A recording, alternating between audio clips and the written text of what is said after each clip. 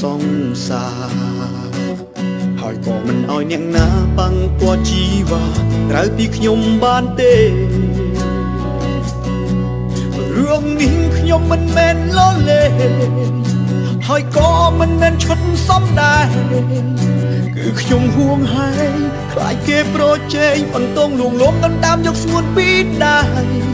មិនអាចឲ្យថ្លៃឲ្យដៃទៅគេកាន់ព្រោះចិត្តស្នេហ៍នៅពេញក្នុងអរ៉ាខឹងយ៉ាងណាក៏នៅតែស្នេហ៍ថ្លៃ